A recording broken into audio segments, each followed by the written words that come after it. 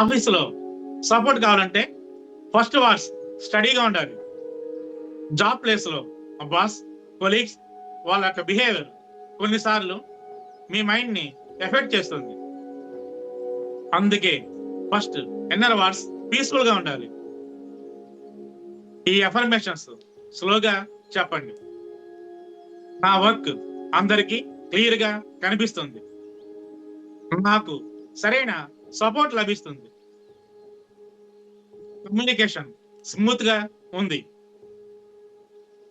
ఈ పదాలు నెమ్మదిగా రిపీట్ చేస్తే మీ మనసులో ఉన్న టెన్షన్ తగ్గుతుంది. టెన్షన్ తగ్గితే రెస్పాన్స్ కూడా బెటర్ గా ఉంటుంది.